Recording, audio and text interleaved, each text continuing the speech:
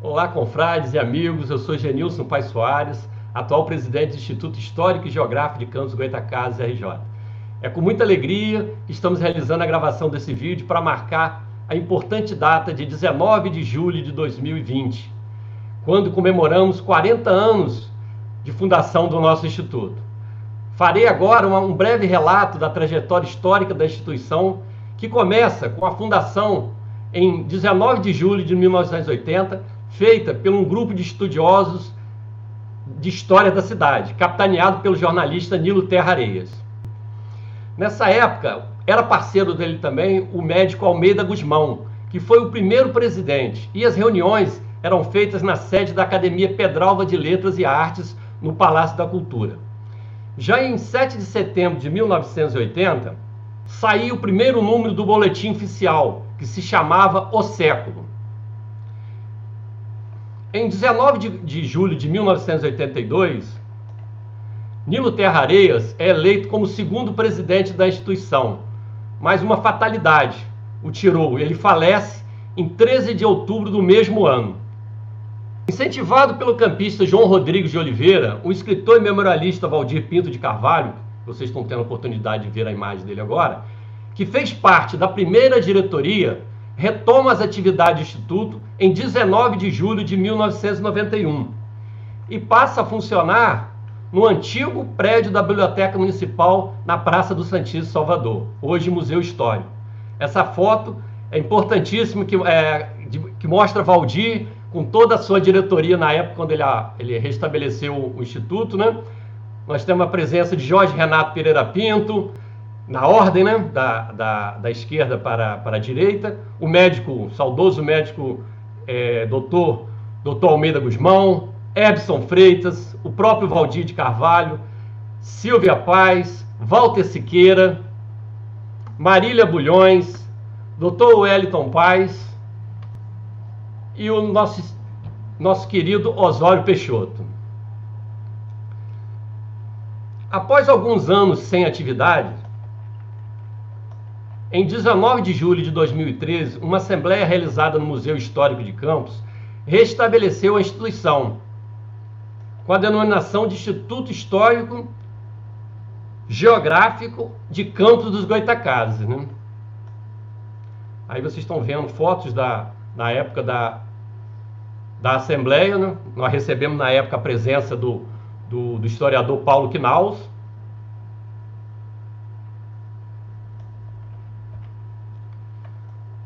O confrade Alberto Rosa Fioravante foi o primeiro presidente eleito para o biênio 2014-2016. Está aí Alberto em primeiro plano, Alberto Rosa Fioravante, com João Pimentel, João de Oliveira e Silvia Paz, membros da diretoria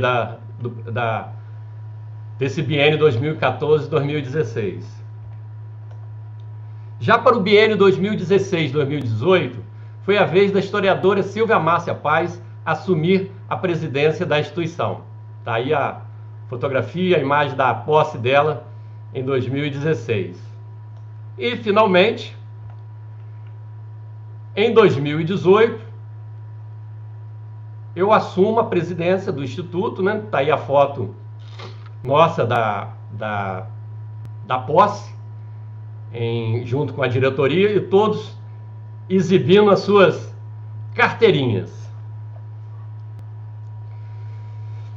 Agora, para darmos continuidade ao nosso vídeo comemorativo dos 40 anos do Instituto Histórico e Geográfico de Campos do Goytacazes e falarmos desse livro aqui inédito, né, que é sobre a vida de Nilo Peçanha, eu convido o professor e pesquisador Joaquim Eloy Duarte dos Santos e a produtora cultural do IFE Campos Centro, Aline Portilho.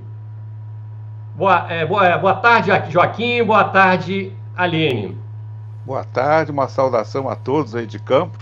É muita satisfação que eu estou com vocês no Instituto Histórico, comungando os nossos institutos históricos, porque eu também faço parte do nosso Instituto Histórico de Petrópolis, local, que agora está com 81 anos de idade. Muito bem, Joaquim. Obrigado aí. O Instituto agradece essa sua presença, essa sua boa vontade. E daqui a pouco vamos contar a história toda desse presente, que eu considero um presente, né, na verdade, eu associei, né, na verdade, a esses 40 anos do Instituto ao evento do livro, que eu considero um presente para Campos a realização desse livro. E também contou com a parceria da nossa querida Aline Portilho, que abraçou a proposta, né, Aline? Fala só um pouquinho para a gente, dá uma boa tarde a ele. Boa tarde, Joaquim, boa tarde, Genilson. Parabéns para o Instituto, parabéns pelo trabalho que vocês têm feito à frente do Instituto, que é tão importante na construção da história, né, de Campos. Muito, muito bacana conhecer essa história. Esse livro foi um presente, né, que Genilson trouxe lá para a coordenação de cultura do IFE, e a gente não podia negar, não podia deixar de acolher, né? A gente chegou mesmo na partezinha final, né? Genilson já tinha feito toda a parte gráfica, já tinha tido toda uma iniciativa de preparar esse livro com a convicção de que ele precisava ser publicado, e aí nós aqui estávamos comemorando os 110 anos de fundação da Escola de Aprendizes Artífices, que teve toda uma trajetória histórica que hoje levou a ser hoje o Instituto Federal Fluminense. E aí nós estamos também planejando publicar um livro sobre a escola, então os interesses e necessidades se encontraram e a gente não tinha como não acolher esse projeto, né? E foi uma grande satisfação poder ter o livro pronto, assim, pegar ele na mão, foi uma alegria, foi muito, muito bacana.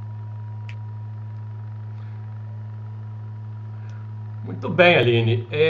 Eu, antes de passar a palavra para o nosso querido Joaquim e entrarmos, Joaquim, eu queria só fazer uma introdução, uma breve história, como que surgiu esse livro, né? Não a feitura acadêmica, não a escritura do livro, mas como que surgiu esse livro para a gente aqui em Campos e para o Instituto Histórico, né? Muito rápido. Nós estávamos em 2017 pesquisando, né, no arquivo público sobre o sesquicentenário, 150 anos de nascimento de Nilo Peçanha, e verificando o material, vimos lá num jornal de 1967 que dentro de todas as comemorações, todas as homenagens que o Nilo, ao centenário do Nilo, tinha recebido, constava um concurso, né, Joaquim? Um concurso falando sobre a vida de Nilo. Aí eu fiquei na hora assim, gente, eu não conheço esse livro, eu nunca vi falar desse Nilo, um vulto inconfundível. E na mesma matéria, Joaquim, falava lá o seu nome, um petropolitano, Joaquim Eloy. Aí de imediato eu fui para as redes sociais e comecei a procurar, eu preciso chegar nesse autor, preciso chegar no Joaquim Eloy, né? E para minha felicidade, eu consegui chegar até o Joaquim, que foi assim foi de um despreendimento, foi assim, de uma gentileza profunda e nos disponibilizou os originais do livro. Mas aí, Joaquim, o que acontece? Eu não vou falar mais, não. Eu quero que agora você fale um pouquinho do concurso, conta aquela história do Latu Aroeira, que eu também acho maravilhosa a história do Latu. Por favor, fala um pouquinho pra gente aí do livro. Neste ano do centenário de Nilo Peçanha, eu trabalhava no Banco do Estado do Rio de Janeiro, Banerj, e estava estudando História na Faculdade de Direito, na Faculdade de Filosofia aqui. E eu vi na tribuna aqui de Petrópolis uma chamadinha para um concurso literário de âmbito nacional para fazer escrever a biografia de Nilo Peçanha. Bem. Então, mas eu tinha pouco tempo, eu tinha um mês. Dentro de um mês as inscrições estariam encerradas. Eu falei, como é que eu vou? Eu gostaria de escrever um livro sobre Nilo Peçanha, primeiro porque ele era o guru do meu pai. O meu pai adorava o Nilo Peçanha. Toda a vida do meu pai aqui em Petrópolis, ele trabalhou pelas eleições, pelo político Nilo Peçanha, e sem ter contato com ele, sem conhecer pessoalmente, mas pela admiração que ele tinha, pela capacidade e pelo valor, né, de político e homem público que o Nilo Peçanha passava para ele. Então, seu pai, Joaquim, eu botei seu pai na tela aí, ó, homenagem a ele aí. Meu pai, então, saudoso Joaquim Eleodoro Gomes dos Santos III, o meu pai idealizou a Academia de Letras daqui, porque em 1922 ele escreveu um artigo na Tribuna sugerindo a criação de uma sociedade literária. Juntaram-se ele e mais 3 pessoas e juntos eles concretizaram a ideia de fundar a academia. Isso em 1922. Em 1928, quando era presidente Anaíde Tefé Hermes da Fonseca, presidente da Academia de Letras, da Associação de Ciências e Letras, ela resolveu transformar a associação em academia. E então meu pai até redigiu o estatuto, ele estava na diretoria com ela. E então criou-se um número de 40 cadeiras como Academia Brasileira de Letras. E cada um dos remanescentes daquela associação escolheria o seu patrono. E meu pai, então, escolheu Nilo Peçanha. Escolheu Nilo Peçanha e tomou posse, produzindo um discurso que ele intitulou Nilo Peçanha, Vulto Inconfundível. Um discurso que ele fez, então, no antigo Grupo Escolar Dom Pedro II. Então eu falei, bom, então eu tenho 30 dias aí para homenagear Nilo Peçanha e para levantar essa história do meu pai, que eu acho fundamental aqui para Petrópolis. E assim eu fiz. E, em pouco tempo eu varei madrugadas, eu já tinha família, tinha tudo, mas eu varei madrugada. E no dia 20 de julho desse ano, eu pedi a minha esposa, que eu não podia me ausentar do banco, pedi a ela que fosse a Niterói entregar os originais do livro. Aí, 4 vias. Ela pegou um ônibus de Petrópolis, Niterói, e foi em frente, chegou lá, entregou, inscreveu.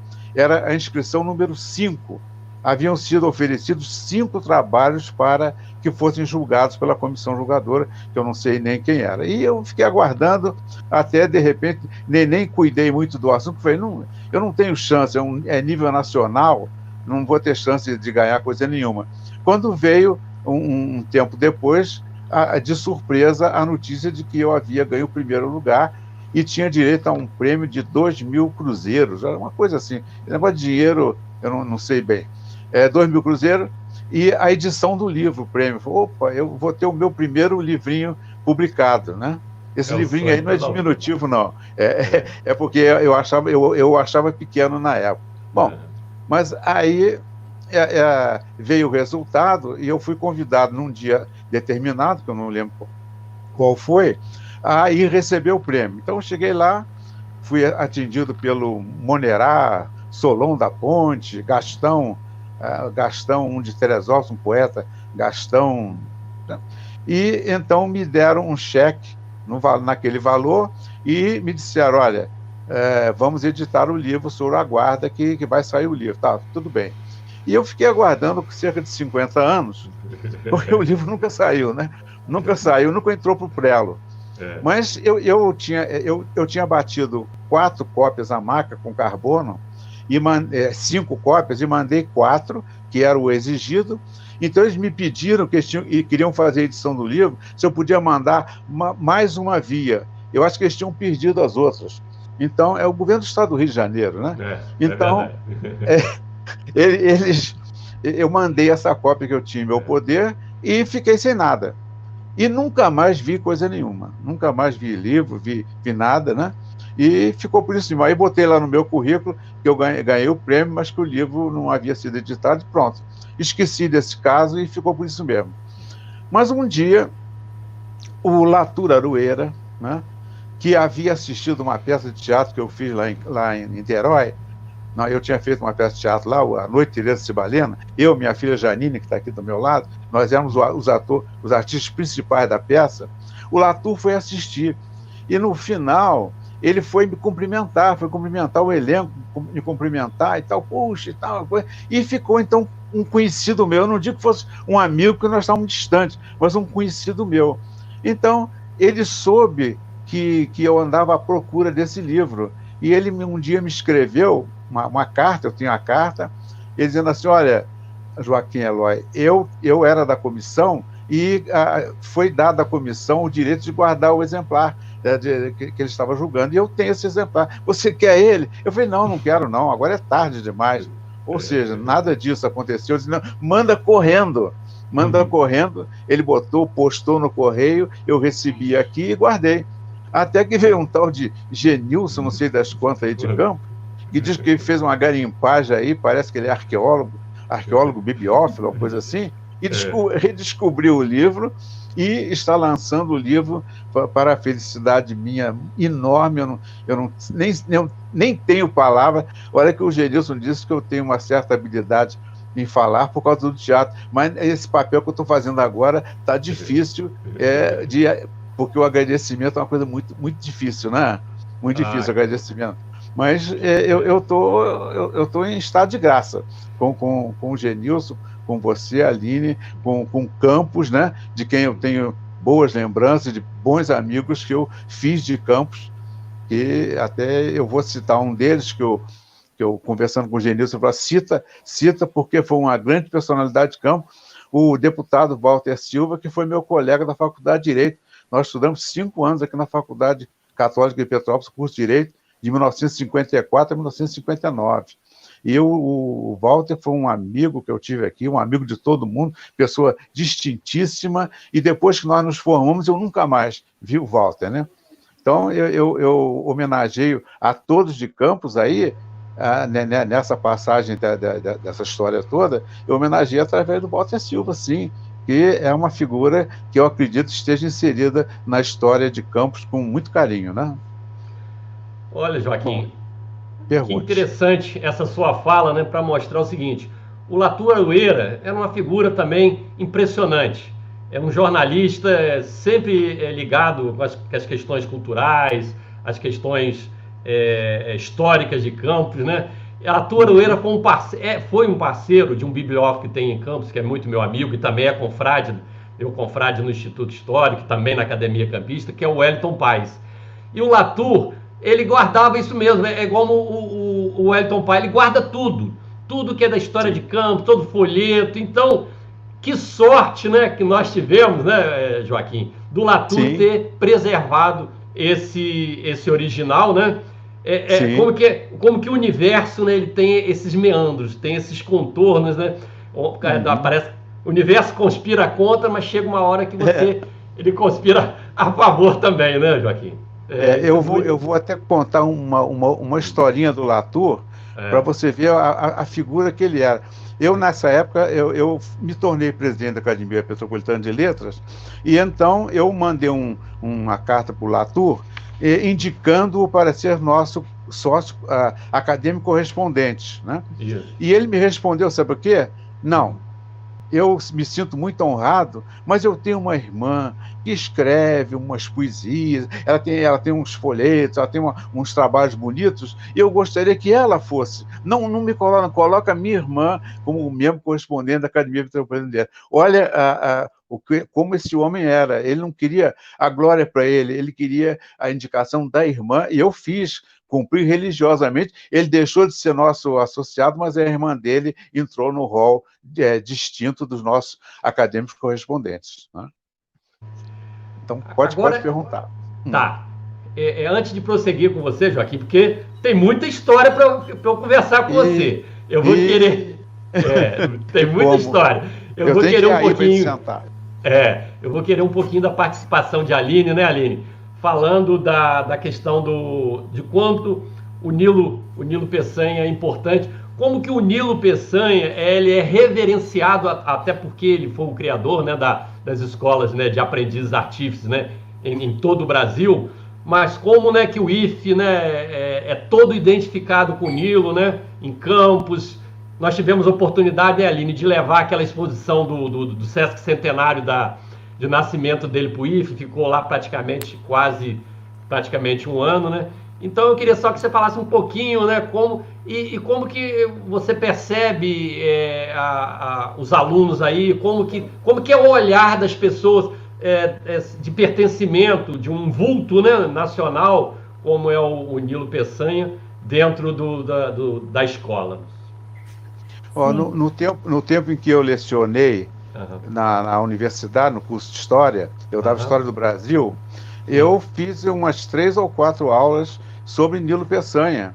A passagem dele pelo Fluminense, passando pela presidência da República, quebrando o eixo São Paulo-Minas, né?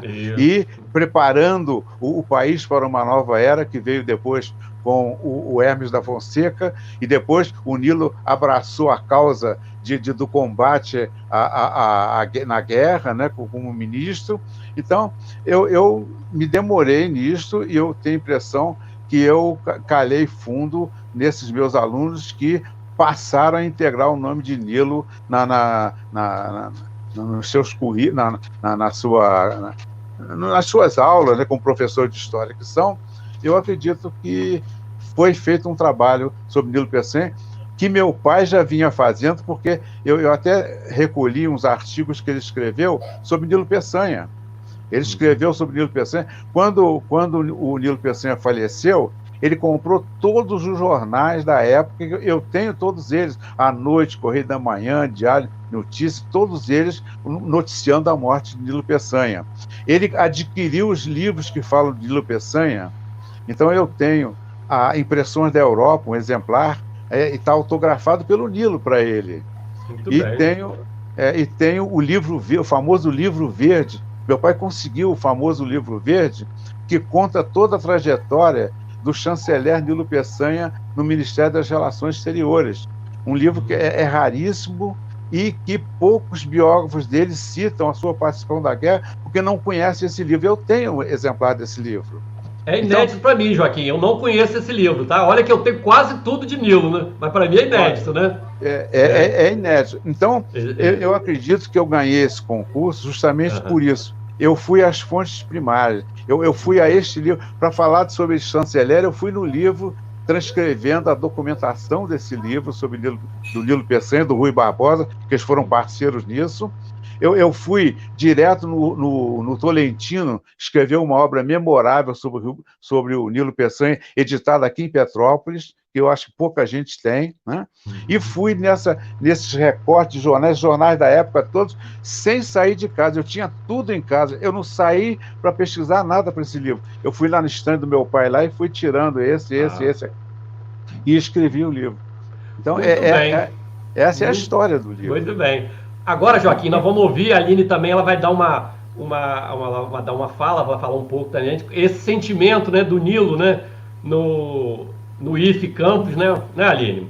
Sim, Nilo é muito lembrado na história da agora Instituto Federal Fluminense, como fundador das escolas de aprendizes artífices, como campista, nosso Grêmio Estudantil se chama Nilo Peçanha, o centro de memória da escola se chama Nilo Peçanha, então tem uma preocupação com a figura do Nilo, né, de se lembrar e de lembrar o marco que foi a criação das escolas de aprendizes artífices, tem um cuidado muito importante, né? A escola tem um programa, que na verdade é todo o Instituto Federal Fluminense, cada campus, mais ou menos cada campus tem um núcleo desse, que é o programa Centro de Memória.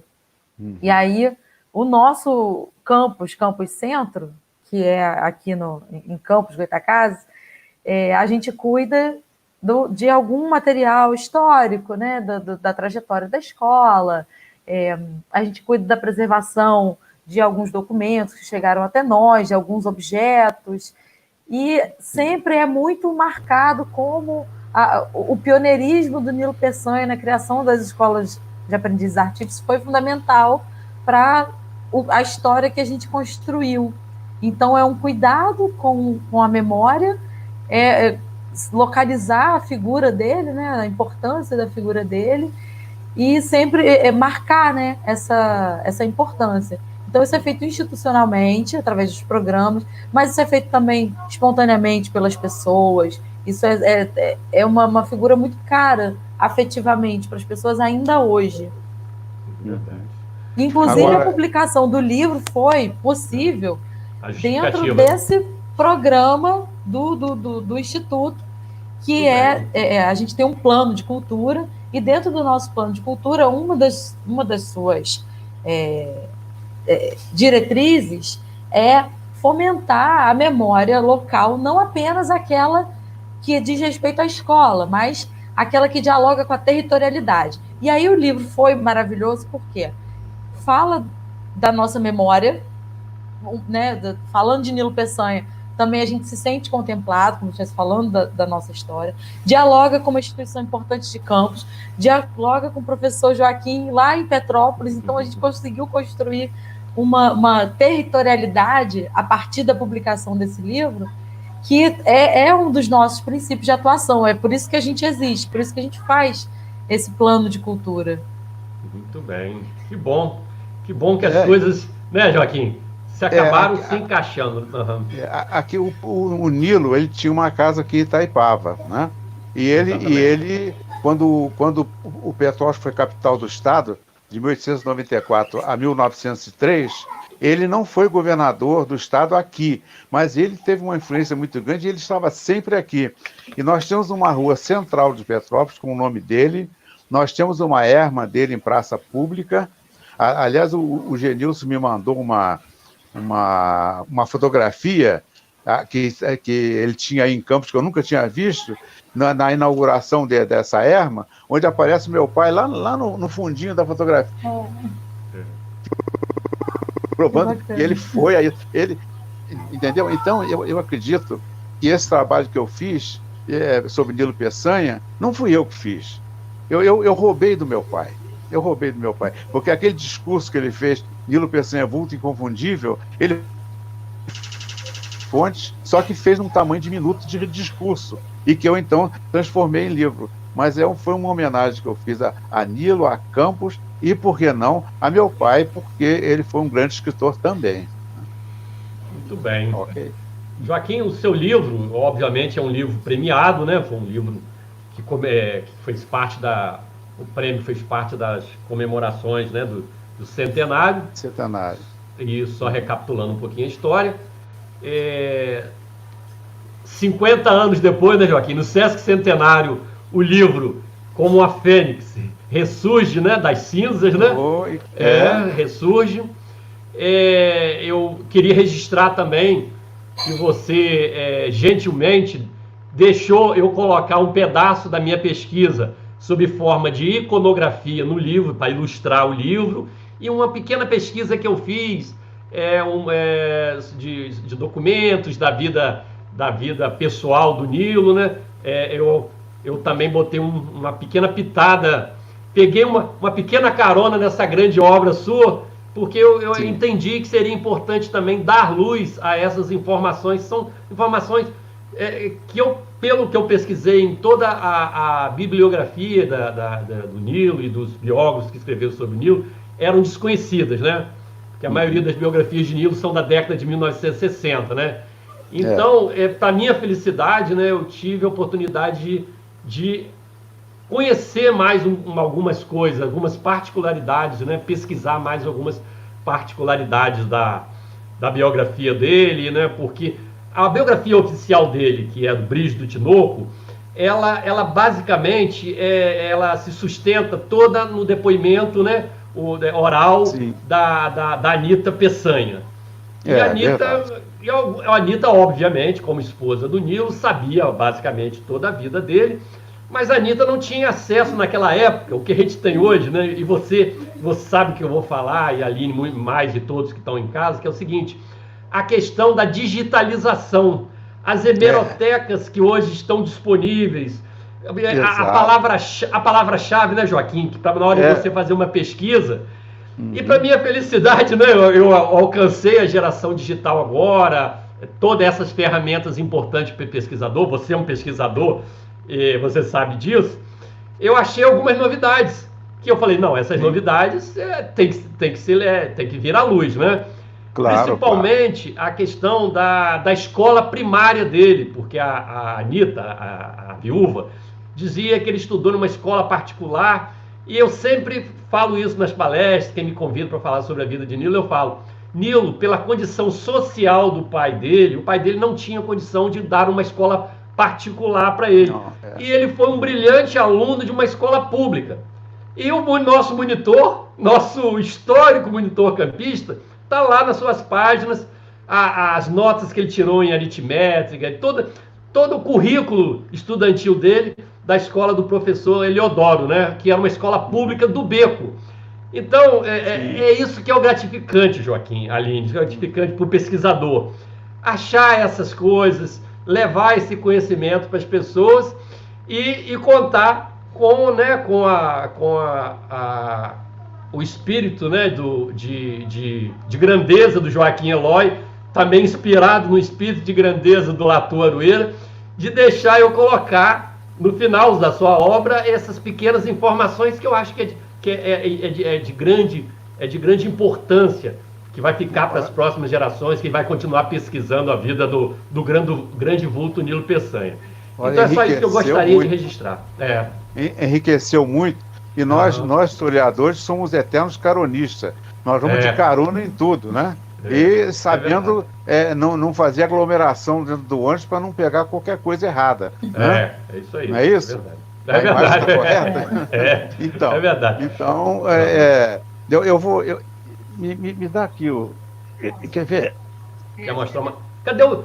Aqui, eu não sei se Joaquim, vai dar... cadê o livro verde, Joaquim? Eu estou curioso com esse livro verde. Ó, aqui, ó, esse aqui é uma impressão da Europa. Isso. Tem uma dedicatória aqui do Nilo. É verdade. Do meu pai. Muito raro, muito lindo esse trabalho do Nilo. A viagem que ele fez à Europa, ele escreveu essa obra, né? Exatamente. Eu estou pegando aqui o livro verde, quer ver? Olha que nós temos o livro verde em Campos. A mais antiga livraria. Esse é o livro verde áudio. Esse é o livro verde. O livro verde. Cadê aí? O livro verde é pela capa verde. Ele tá todo batido aqui, ó. Agora está perfeito, a capa que está solta, tá vendo? É um editado pelo Ministério das Relações Exteriores, todo o período do Nilo Peçanha na diplomacia brasileira. Né? Então são 2 volumes, não um só, não. Nossa! Quer ver? São 2 volumes, ó. Que maravilha!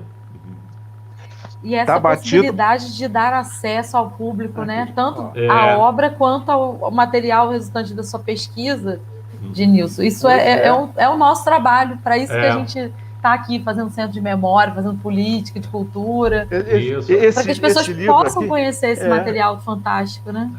Esse livro, se não existe aí em Campos, ele precisa ir para Campos. É verdade. Não precisa, porque Campos deve ter uma instituição que cuida da imagem de Nilo Peçanha sem similar no país inteiro, porque ele é daí, ele honrou essa terra, ele foi uma das grandes personalidades brasileiras de todos os tempos, então é nada mais justo que tem aqui. Isso aqui, ó, são jornais do falecimento dele. Da época, né? Seu pai colecionou todos, tá vendo? Seu pai colecionou tudo, tá tudo aqui, ó. Tá vendo? O grande nilista, né? O grande nilista. Não nihilista, nilista. Não nihilista, nilista. Aqui, ó, isso aqui é o jornal aqui de Petrópolis da época. Olha. Ó.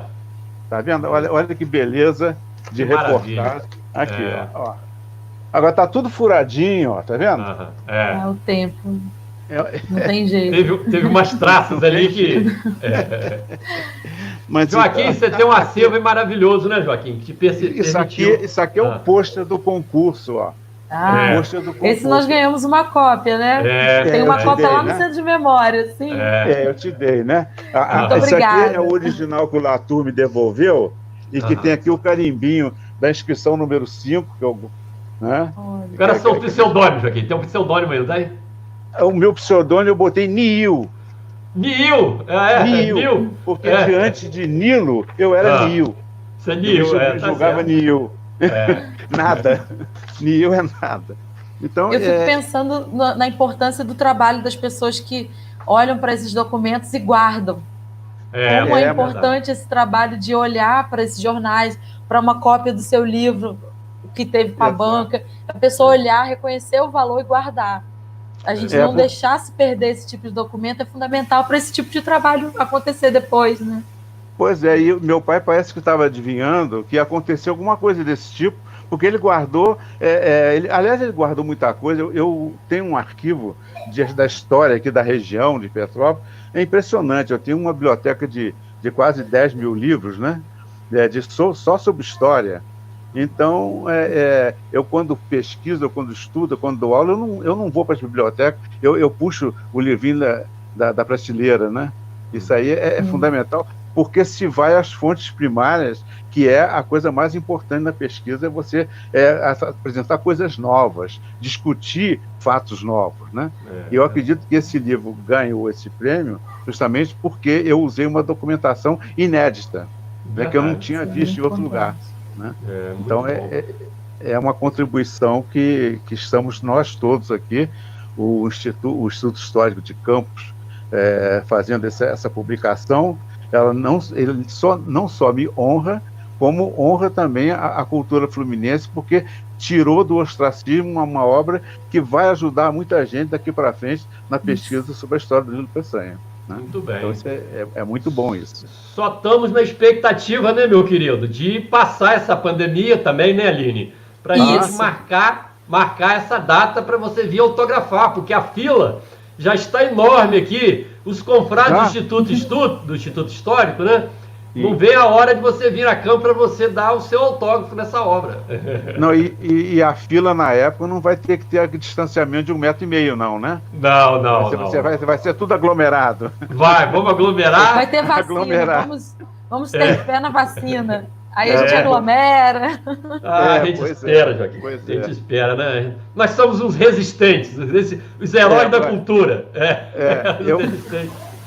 Olha, eu sempre digo, e o pessoal aqui de casa fala muito sobre isso, que eu cheguei a uma idade muito avançada, eu até me digo que eu estou com um prazo de validade vencido, mas eu cheguei até essa idade para fazer esse trabalho, para estar nesse trabalho, porque alguma coisa me deixou por aqui, meus colegas, amigos, a maioria já partiu, e eu estou aqui, eu estou na resistência, né? Mas, Joaquim, então, sobre isso eu tenho uma coisa a dizer para você.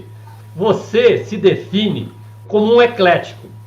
Sim. O eclético, ele é o seguinte, ele é o cara que eu acredito que ele vai viver muito mais, porque ele busca sempre fazer aquilo que ele gosta, que o satisfaz.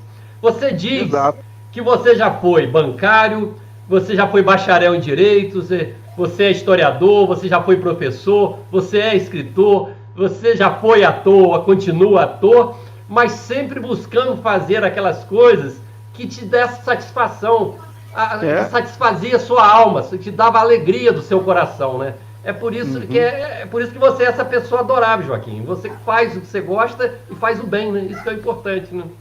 Eu sou um experimentador. Eu gosto muito de esporte, eu adoro esporte. Minha filha é técnica de esporte aí. Quando na minha mocidade, eu joguei hóquei sobre patins, patinava, fazia muito exercício. Hoje é um atleta também, né? Então é um atleta, né? É um meio quilo, atleta meio quilo, mas é um atleta, né? Mas essa característica de eclético que está faltando um pouco nessa pseudo profissionalização especialista que se quer implantar no Brasil. Até hoje não saiu nada. O especialista nisso ou naquilo outro, se nós não tivermos os ecléticos para cobrir isso tudo aí atrás, a coisa não funciona, não tem funcionado, não. Né? Agora, o Nilo Peçanha pensou na escola profissionalizante. Isso aí está na obra dele, Impressões da Europa. Ele lá da Europa, ele pensou nisso. Ele estava viajando e falou assim, mas eu tenho que fazer aqui nós temos profissionais bons que eu estou vendo aqui, né? Vou até compartilhar uma foto aqui agora, que está no livro, né? Essa foto dele em Campos, em 1910, ele indo com a multidão, com as pessoas, que ele era muito querido em Campos, né? No estado do Rio, no Brasil todo, indo em direção ao prédio, que é aqui o prédio da escola, para inaugurar o prédio da Escola de Aprendiz Artífices aqui em nossa cidade, né? Então, Nilo realmente, você falou muito bem, ele era um cara à frente do tempo dele, porque, além da obra dele, você vê o seguinte, ele já alertava naquela época, Joaquim, para a classe produtora em Campos, da questão da diversificação da cultura, da agricultura. Ele tinha uma fazenda em Campos, que ele tinha goiaba, ele tinha cana, ele tinha gado, então ele se preocupava, ele sabia que a monocultura, né, da cana de açúcar em Campos ia acabar prejudicando toda economicamente a nossa região, né? Então ele queria que se desenvolvesse a pomicultura aqui em Campos, a plantação de frutas. Ele chegou a mandar mudas de algodão aqui para a região, para a gente plantar algodão, dentro dessa visão, né, que ele sempre teve à frente do seu tempo, já prevendo lá na frente, né, o que a gente veio a sofrer, né, com a decadência da indústria sucroalcooleira na nossa região. Então, um olhar de futuro. E também porque ele era eclético, né, Joaquim? O Nilo era um eclético, né? Ele se enfiou em tudo quando foi toca para criar alguma coisa. É verdade. É verdade. É por isso que nós temos grande admiração por ele.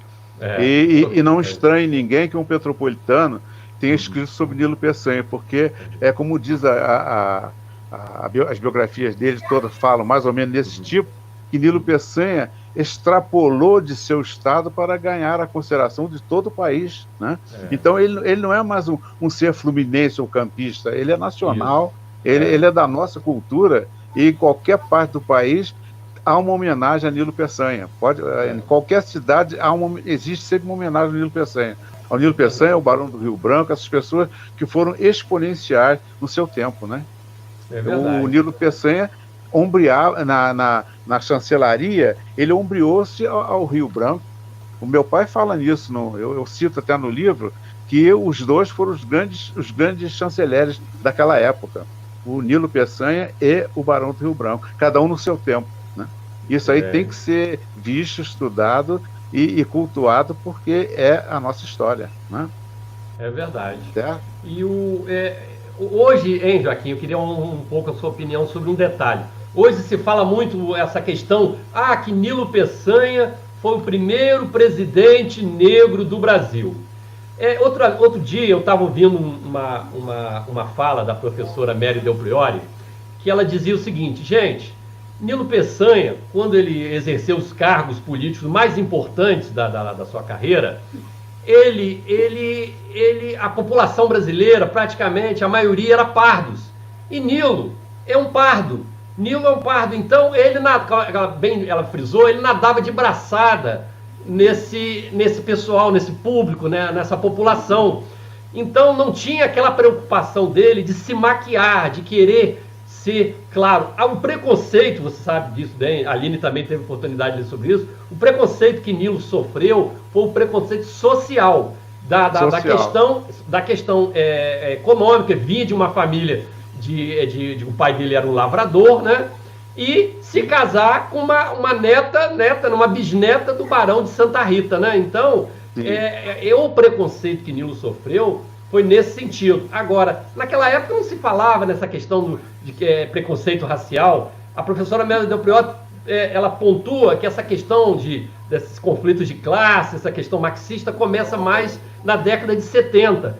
E o movimento negro busca associar o Nilo como se fosse o primeiro presidente negro. Mas ele é um pardo, né? Ele, como a maioria da etnia brasileira, né? Da miscigenação nesse sentido, né? Sim. A gente fez até uma postagem no Centro de Memória sobre isso. A gente está com uma página no Instagram do Centro de Memória aqui do campus, e os bolsistas levantaram essa questão. E a gente foi atrás, então, de compreender. E a gente achou uma argumentação bem interessante na página do Museu Afro Brasil, que lá, primeiro uma questão de contexto, né? De como essas coisas se dão de maneiras diferentes em tempos diferentes. E lá trazia algumas fontes que mostravam, assim, algumas formas pouco cordiais que os inimigos se referiam a ele, marcavam também um pouco a questão da raça. De uma forma diferente como é hoje, mas ainda tinha também uma questão, talvez classe e raça ali operassem juntos, né, num cruzamento de opressões. E que surgia quando, principalmente? Quando os inimigos queriam menosprezar, né? Fazer o contraponto mais agressivo a ele. Então, tem uma maneira, assim, à luz do que a gente já aprendeu hoje sobre os racismos e tudo mais, a gente consegue olhar para a trajetória dele e perceber como, em alguns momentos, ele sofre alguns ataques que nas entrelinhas estão dizendo, né, que da origem dele. Isso era muito acirrado, Aline, quando tinha os embates políticos, quando tinha as eleições. Aí ele era sempre acusado, porque ele era muito comunicativo, tinha uma oratória maravilhosa, ele era colocado pela mídia que não alinhava, que não gostava dele, ou não tinha algum interesse, que essa história é antiga, né? Então as pessoas chamavam ele de fiteiro. Fiteiro era o cara que fazia fita, falava mentiras e tal, né? Mas pesquisando na Fonfon, na Careta, em todas aquelas revistas da época, né? Tinha esse ataque, mas não tinha esse ataque velado não, direto, né? Claro, direto, da questão da raça, né? Do negro, da inferioridade de raça, né? Mas às vezes esse golpe baixo realmente tinha de alguns críticos dele que tentavam usar esse argumento para diminuir a figura, né, do Nilo, né? Olha, você falou na Careta, né? Careta, Fonfon. Quando o Afonso Pena morreu, e o Nilo foi ao velório. Então a Careta, e principalmente o Fonfon, eles fazem uma série de insinuações maldosas, os repórteres, dizendo, ô Nilo, então, e você conseguiu chegar aí, não sei o quê, aquela coisa toda. Eu tenho essas revistas com essas insinuações, né? Porque cada tempo tem seu tempo, e o tempo é que constrói o tempo. Então, ele viveu nesse tempo e era assim, né?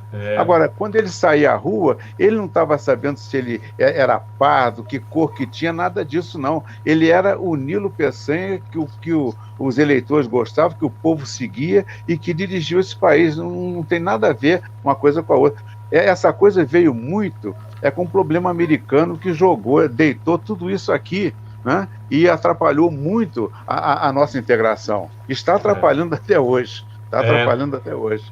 Não é verdade? Então. Eu costumo dizer sempre o seguinte, eu posso estar até um pouco enganado, mas eu vejo que o racismo que existe no Brasil é um racismo de classe social. Quando o negro brasileiro ascende socialmente, ele passa a ser mais aceito, ele transita, ele tal. Agora, o racismo que existe nos Estados Unidos é de segregação. Lá é racial, lá o negro não se mistura com o branco não se mistura, né? Então, eu tenho essa percepção, né?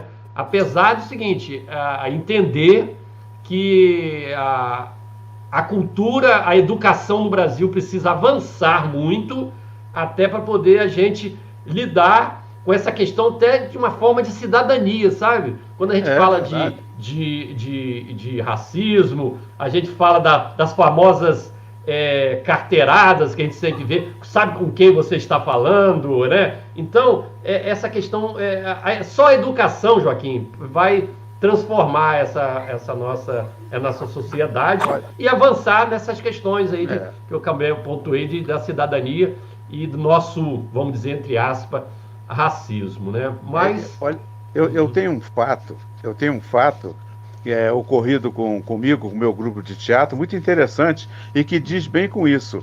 Nós estamos levando uma peça chamada Transas, Troças, Tragédias e Tombados, que levamos até num festival de campus aí, organizado pelo Horário, e ficamos aí 2 dias aí, eu trabalhei no Teatro de Bolso, né? Levamos essa peça. E tem uma cena em que nós falamos do amor, o amor juvenil, o amor da maturidade, aquela coisa toda, a traição, essas coisas todas.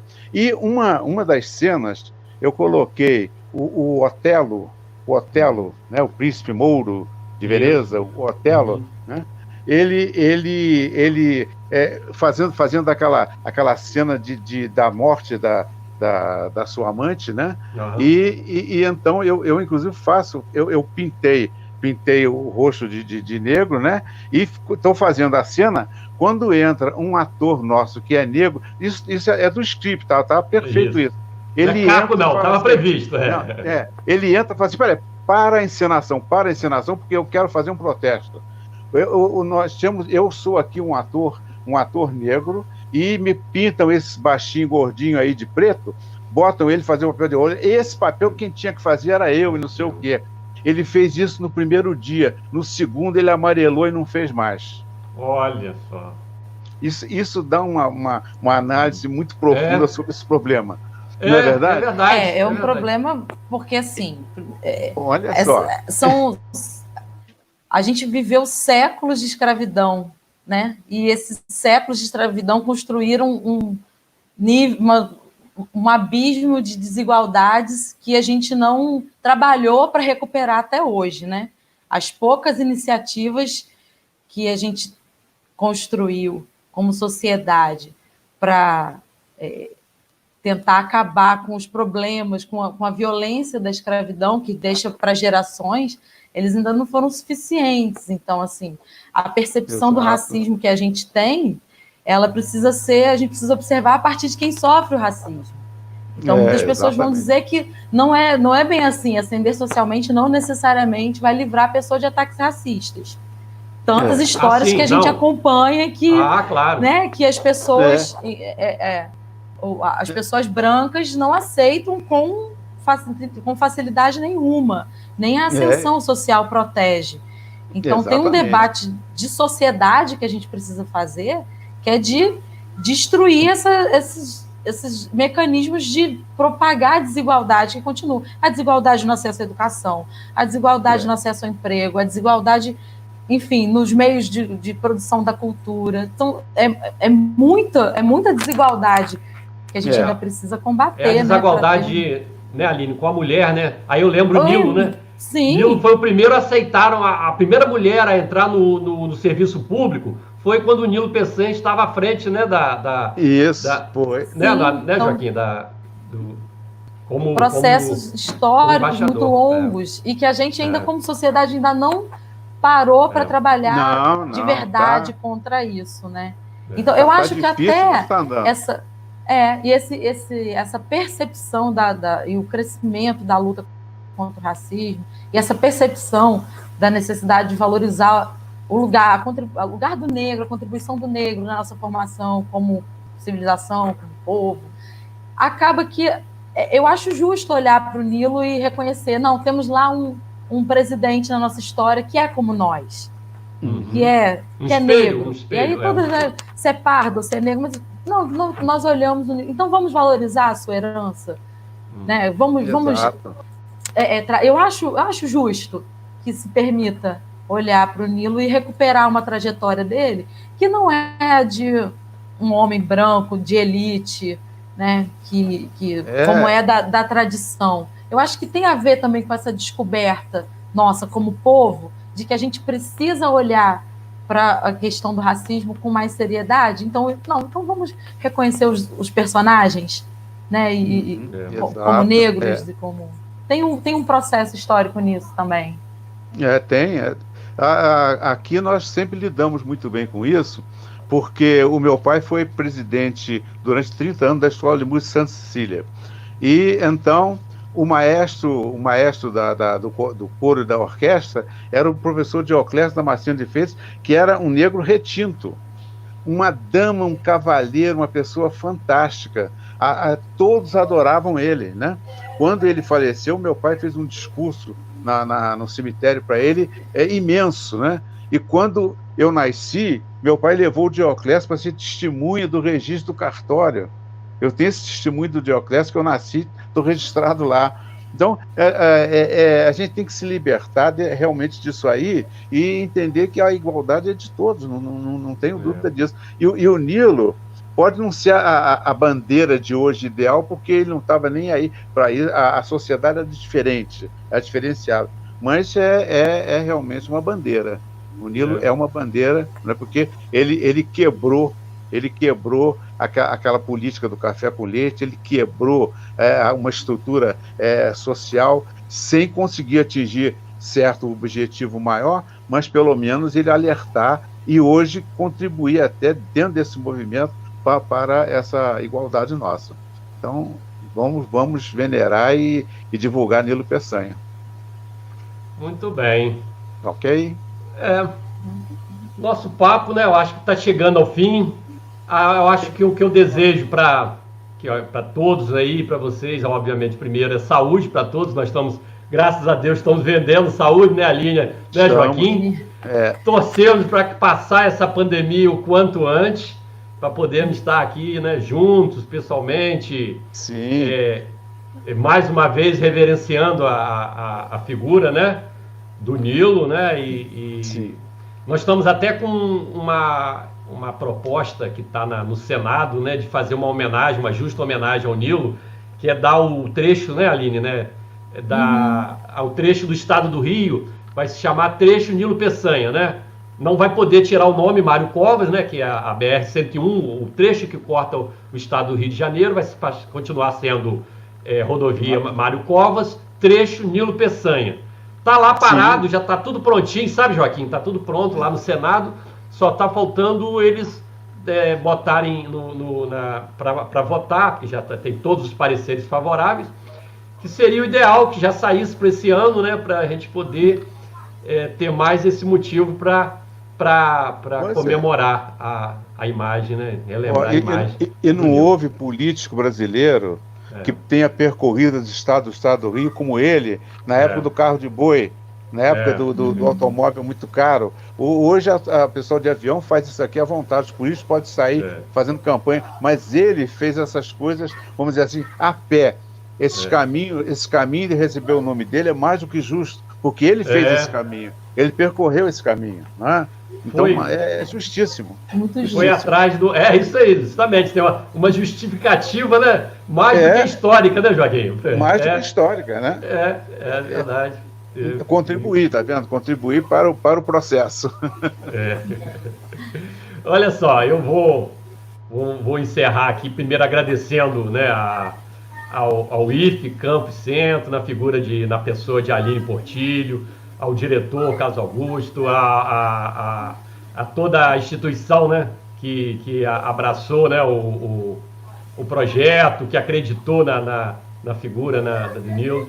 Agradecer depois também a figura do Joaquim, essa figura maravilhosa, esse querido personagem petropolitano, que também agora passa a ser um personagem campista também, com o lançamento desse livro, né? E que disponibilizou, né, de forma tão graciosa para que a gente pudesse produzir o livro, né? E vou deixar para vocês aí uma palavra também de encerramento.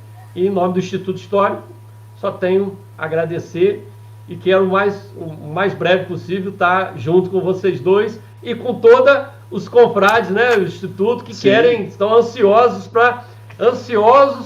para terem o seu exemplar, né, aqui, ó. Maravilhoso. Eu já tenho o meu aqui, né, Aline? Ó. O nosso tá aqui. Ó.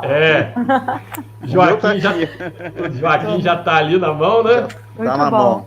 Então, meus queridos, eu vou deixar primeiro a Aline para falar e vou passar a última palavra para o Joaquim encerrar o nosso bate-papo, tá bom, Aline? Ok, vamos lá.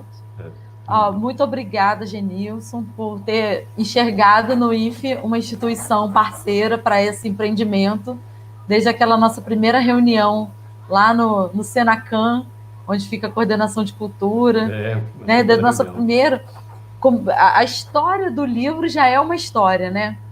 Aí, quando o livro foi escrito e ganhou o prêmio, tentamos publicar e não deu certo. Uma história que já dava um livro. Então, confiar no IFE como um parceiro para esse... Eu lembro que eu saí de lá, a gente precisa publicar esse livro. Não é possível que esse livro não vai vir a público. As pessoas precisam conhecer esse livro. Então, ver que o IFE tem esse lugar, né, de parceiro, de que as instituições confiam na gente para fazer coisas importantes como essas, é muito gratificante.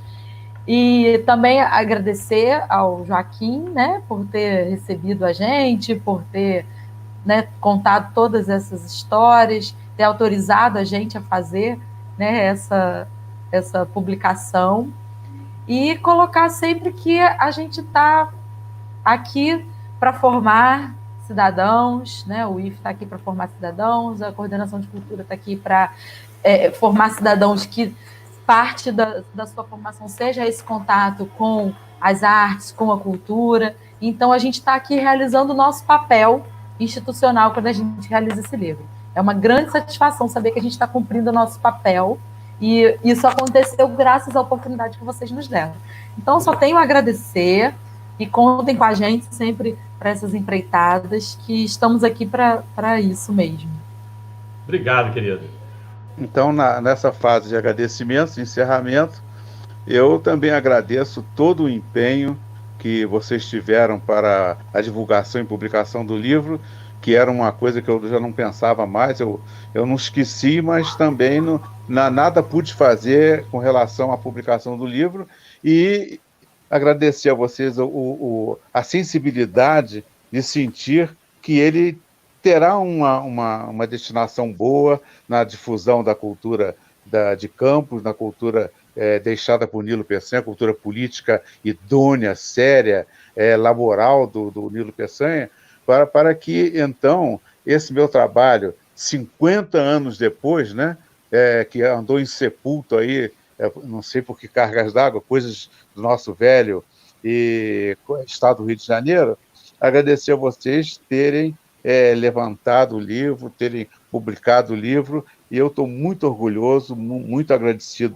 por tudo, e estou aguardando acabar essa pandemônia, né?